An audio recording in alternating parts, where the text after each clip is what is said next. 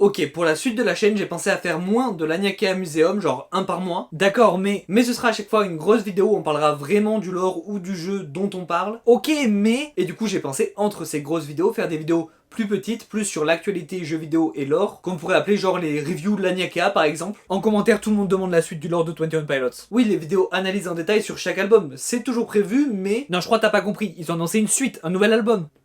Quoi? T'as loupé pas mal de choses, je crois. Ok, bah c'est parfait, on va pouvoir inaugurer ce nouveau format avec une petite mise à jour du lore de 21 Pilots. Mais du coup, t'as un générique pour cette nouvelle émission? Ouais, et moi je vais rattraper mon retard pendant le générique.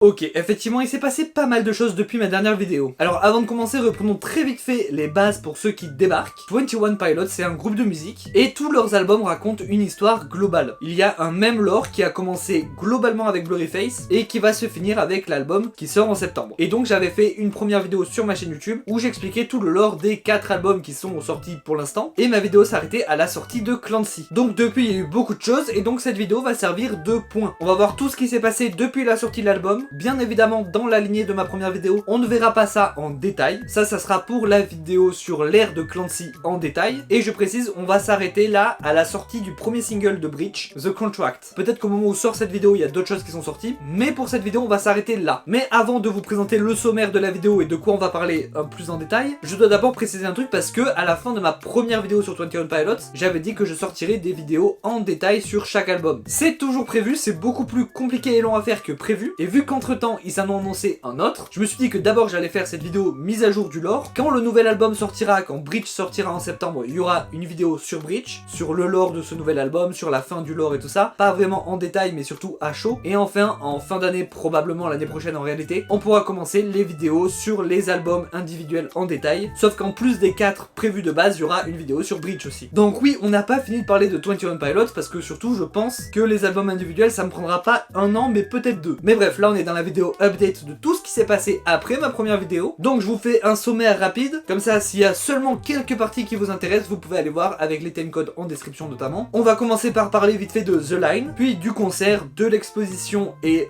des lettres. Ensuite le concert final, tout ce qu'il y a eu après la tournée, l'annonce de Breach et du premier single, tout le teasing qu'il y a eu pour The Contract, et enfin The Contract, le premier single. Ah oui, et après on verra quelques théories aussi, ça c'est habituel avec 21 Pilots. Donc c'est parti.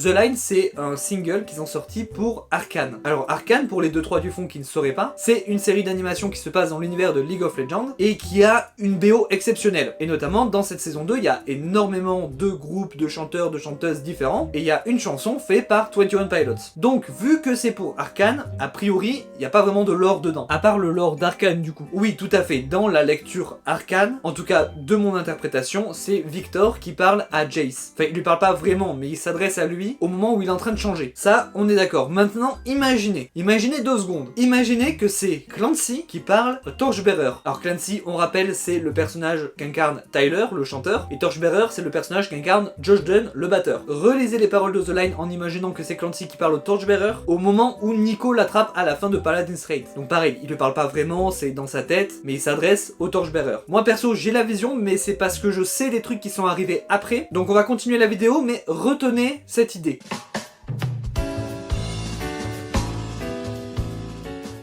Le concert, quant à lui, ça a été dit dès le début, c'est un flashback. C'est un flashback de tout le lore jusqu'à Paladin's Raid. Du coup, le consensus actuel, c'est que le concert, le flashback, c'est ce qui se passe dans la tête de Tyler pendant qu'il se fait attraper à la fin de Paladin's Raid et qu'il ferme les yeux. Donc oui, au même moment où moi je place The Line. D'ailleurs, The Line est dans le concert. Donc dans l'idée, tout le concert se passe en quelques minutes dans la tête de Tyler, et après il se passe quelque chose, mais on sait pas encore quoi. Est-ce que Clancy se réveille? Est-ce qu'il est contrôlé? Est-ce que... On ne sait pas. Mais en parallèle du concert, il y avait une exposition, l'exposition FPE. Et en tant que grand spécialiste du lore de 21 Pilots, j'y suis évidemment allé. L'expo est donc composée de 2 parties, une partie musée, avec des objets, des vêtements, des instruments, des notes ayant appartenu au groupe. On voit un peu chaque era, donc Blurryface, Trench, Scaled and Icy et Clancy. Et la deuxième partie, c'est un camp de Bandito, avec des endroits où on pouvait se prendre en photo, et surtout, à chaque date, il y avait une lettre de Bandito différente. Lettre de Bandito qui nous en apprend plus sur le avant et après la bataille de Paladin's Raid, du point de vue vue des banditos. En fait, les lettres, c'est chaque fois un bandito différent qui raconte ce qui se passe et qui montre comment il vit ce qui se passe. Alors, je vais pas vous cacher que j'ai pas trop suivi les lettres, hein, parce qu'il y en avait vraiment une à chaque date, donc il y en a une centaine. Bon, peut-être j'abuse, mais il y en a vraiment beaucoup. Donc, j'ai suivi un peu de loin. Je m'y intéresserai beaucoup plus quand on fera Clancy en détail. Donc, d'ailleurs, n'hésitez pas à en dire en commentaire si vous avez des choses à dire sur ces lettres. De ce que j'ai compris, en gros, globalement, durant tout le tour aux États-Unis, les lettres étaient plutôt avant la bataille, c'était la préparation. Et il semblerait que les lettres aient été interceptées par les bishops, parce qu'il y en a certaines qui sont trafiquées. Ce qui expliquerait pourquoi les bishops étaient autant préparés durant Paladin's Raid. Et après, durant le tour en Europe, c'était surtout des lettres après la bataille. Et on peut voir que les gens commencent à douter de Clancy, notamment parce qu'il a l'air très puissant, plus puissant que Nico, et que c'est peut-être pas une bonne chose, puisque le problème de Nico, c'est qu'il est déjà trop puissant. Et c'est marrant du coup que, à peu près à cette période, donc dans la période du doute, il y a la démo de Doubt qui est sortie. Mais ça aussi, notez-le avec The Line, on y reviendra. Les deux lettres les plus importantes pour moi, c'est la lettre à la fin du tour US, qui est de Torchbearer pour Clancy, où il explique que bien qu'il était pas là durant tout Scaled and Icy et tout ça, puisque le pouvoir du Torchbearer, c'est qu'il peut projeter une version de lui-même, une illusion, et donc au moment de Scaled and Icy, Clancy étant prisonnier de Dima, Torchbearer pouvait pas y aller en personne, donc il avait envoyé un double. Sauf que ça, Clancy l'a appris dans Navigating, qui est dans l'album Clancy, donc bien plus tard. Donc dans cette lettre, Torchbearer semble un peu s'excuser de pas lui avoir dit peut-être, et d'avoir peut-être trahi sa confiance. Sauf que cette lettre fait partie de celles qui ont été touchées par les bishops. Donc peut-être que Clancy ne l'a jamais lue. La deuxième lettre la plus importante, c'est la dernière, celle de Clancy à Torchbearer, et dedans il dit, alors je vais lire pour pas me tromper, The crown is heavy, the city needs to be powerful again, I will be the example of absolute power. Donc en français ça donne, la couronne est lourde, cette ville a besoin d'être puissante de nouveau, je serai leur exemple de pouvoir absolu. Donc clairement, Clancy semble vouloir remplacer les bishops, semble vouloir le faire seul, devenant du coup un nouveau tyran. Tout ça nous amène au final de la tournée, le dernier concert à Londres. Et le concert et l'exposition FPE avaient quelques modifications. Déjà, au niveau de l'exposition, le camp de Bandito était détruit et de l'encre noire tachait l'exposition. Quant aux modifications du concert, Tyler avait un comportement étrange tout du long, il mimait des étranglements avec ses mains, mais surtout, à un moment dans le concert de base, Torchbearer apparaît avec la veste de Clancy, il la donne à Tyler, Tyler la met et ils vont sur scène chanter Navigating. Dans la dernière, le Torchbearer apparaît, il tend la veste à Tyler et Tyler ne prend pas la veste, il ignore complètement Torchbearer et va seul sur scène pour chanter Navigating. Et c'est globalement comme ça que finit la tournée. Ah ouais, un peu dark quand même. Carrément même, et c'est pas fini.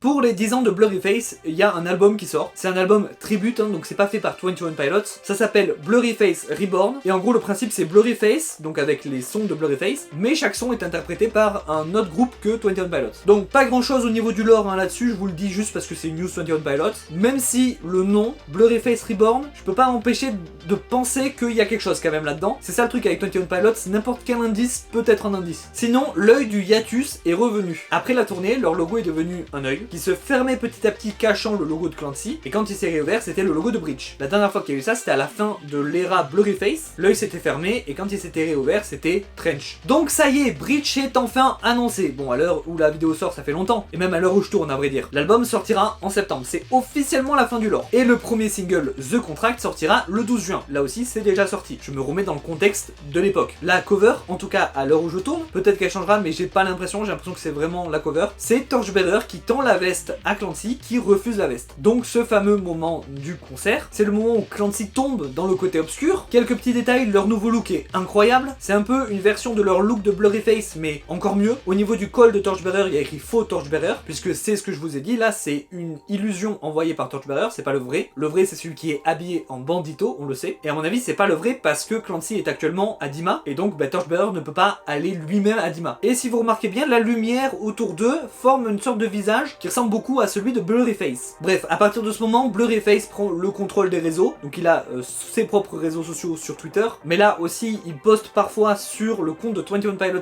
lui-même, et il envoie des vidéos, même parfois par DM, et les vidéos sont, comment dire, un tantinet flippantes. Du coup je vais pas vous en parler moi, je vais laisser un spécialiste le faire. Laissez-moi vous présenter Felldown. Bonjour tout le monde, et bienvenue dans ce nouveau Findings sur les vidéos de Blurryface. Alors sur ces vidéos, on peut noter plusieurs choses intéressantes. D'abord, la vidéo en elle-même, des images en noir et blanc, des images de Clancy qui pourraient être des images du clip de The Contract. Mais ce n'est pas tout, ce sont...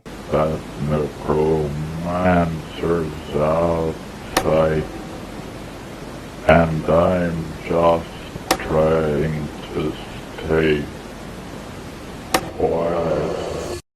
On entend aussi des clics, comme si les images venaient d'un diaporama. Diaporama qui pourrait être projeté, comme dans le clip de Overcompensate. Mais pourquoi et à qui? Parlons du texte.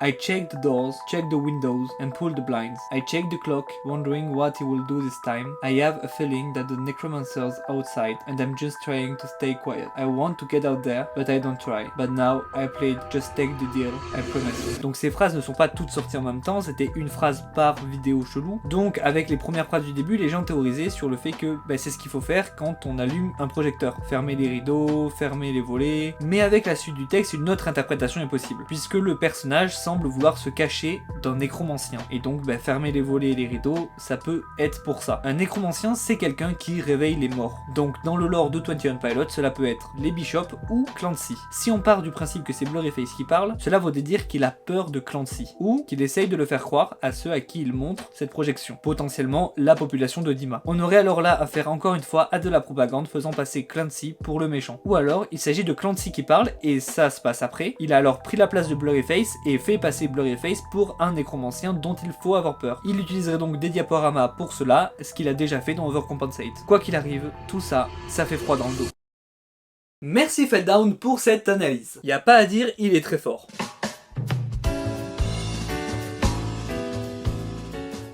Bon, déjà le clip est phénoménal, genre vraiment il est incroyable. Et la chanson l'est tout autant. Au début du clip, il y a le passage de Paladin Strait où Nico attrape Clancy. Et à la fin, Clancy ouvre les yeux. Donc déjà, on a enfin ce qui se passe après. Clancy ouvre bien les yeux, même si on sait pas trop ce que ça veut dire encore. Ce qu'on sait, c'est que du coup, The Contract se passe dans ce laps de temps, et probablement dans la tête de Clancy, et peut-être aussi celle de Blurryface. Donc oui, selon les théories des gens et les miennes, du coup, The Contract se passe au même moment que le concert, que Doubt, et que The Line. On ne sait pas vraiment qui parle dans The Contract, en tout cas à l'heure où je parle. Il y a 1000 théories différentes. Oui, d'ailleurs je précise, à partir de ce moment on va parler théorie. Je vais vous présenter ma théorie, un petit peu d'autres théories que j'ai vues par là, mais aucune n'est vraie à 100%, puisque pour l'instant on n'a qu'un single, et à vrai dire même quand on aura l'album complet, il y aura toujours plusieurs interprétations possibles. C'est le propre de l'art, et surtout le propre de 21 Pilots en réalité. Donc n'hésitez pas à mettre vos théories en commentaire, elles sont tout autant valables que celles que je vais énumérer maintenant. Surtout que vous allez voir, la mienne part vraiment loin. Donc j'en étais à dire qu'on sait pas vraiment qui parle, si c'est Blurryface ou Clancy, mais moi de ce que je comprends c'est que un deal est passé entre les deux. Est-ce que c'est Clancy qui propose et Blurryface qui accepte, ou l'inverse? On sait pas, mais ça importe peu. Et ce deal pour moi c'est la fin des Bishops et l'avènement de Clancy en tant que nouveau Bishop unique et nouveau tyran de Dima. Ce qui est une bonne chose pour Blurryface qui peut rester dans l'ombre pour contrôler Clancy et donc ne pas perdre le contrôle de Dima. Et ce qui est une bonne chose pour Clancy puisque il pense peut-être pouvoir faire mieux. Pourquoi Clancy pense comme ça alors que normalement il était en mode avec les banditos, on ne fait qu'un et tout ça? Plusieurs interprétations, on verra ça plus tard. Mais pour l'instant le fait que Clancy passe du côté obscur c'est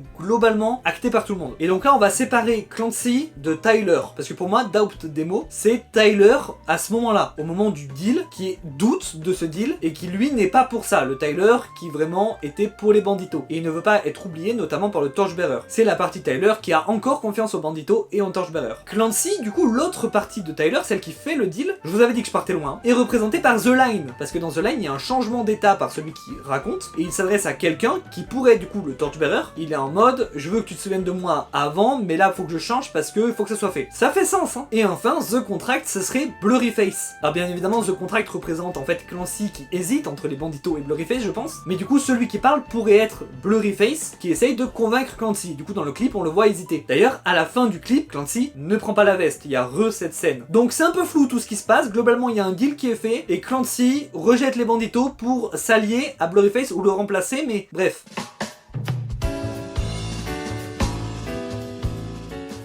Breach est le dernier album du lore. Tyler l'a dit en interview le jour de la sortie de The Contract. Il dit même dans l'interview que, certes, il a dit ça déjà pour Clancy, mais il explique que ce brisage de confiance sur le fait que finalement c'était pas vraiment le dernier Clancy, ça va avec ce qu'il va raconter là maintenant. Et notamment le nom Breach, ça vient de là, c'est Breach, briser la confiance. Donc on sait que actuellement dans l'histoire de 21 Pilots, il y a deux choses. Il y a un deal qui est fait, et il y a un brisage de confiance. Savoir entre qui et qui ces éléments sont faits, c'est là que les gens sont pas trop d'accord. Moi pour moi le deal c'est entre Clancy et Blurryface, confiance. Et le brisage de confiance, c'est entre Torchbearer et Clancy. Mais il y a deux hypothèses là-dessus. La mienne, c'est que c'est Clancy qui brise la confiance de Torchbearer en s'alliant à Blurryface. Mais il y en a une autre que je trouve aussi très bien, qui est que c'est Torchbearer qui a brisé la confiance de Clancy en envoyant une illusion au lieu d'y aller lui-même et de pas lui dire, ce qui fait que du coup Clancy n'a plus confiance au bandito et qui le fait rejoindre Blurryface. Dans les deux cas, ça finit mal. Donc pour moi, l'album, c'est, on a d'un côté Blurryface et Clancy contre Torchbearer et potentiellement une partie de Clancy qu'on appellera Tyler, qui veut pas non plus, qui vont s'affronter pour la bataille finale. Une bataille qui sera tout aussi bien physique, du coup, comme dans Paladin's Rate, que surtout mentale pour Clancy. Et vu que tout ça, tout ce lore, c'est une métaphore de la dépression, ça fait sens. Pour conclure, on n'en a pas fini avec le lore de 21 Pilots, loin de là. On a encore beaucoup avec le prochain album et surtout les vidéos individuelles en détail sur chaque album. Parce que là, croyez-le ou non, on n'a fait que survoler. Ce groupe est phénoménal. En quelques mois, on a eu tellement, vous pouvez pas imaginer comme c'est le bordel. Et surtout, il y a tellement de lectures différentes, chacun aura son interprétation différente. C'est incroyable. J'ai trop hâte pour la suite. Moi aussi, et j'ai surtout très hâte de faire la vidéo sur Breach. Mais en attendant, on va quand même aborder d'autres sujets, notamment sur les jeux vidéo, mais aussi je vais essayer de faire beaucoup plus de lore, et notamment de lore d'autres groupes de musique, parce qu'il n'y a pas que 21 Pilots qui en font, et ça pourrait être intéressant. En attendant, moi je vous dis à la prochaine, merci.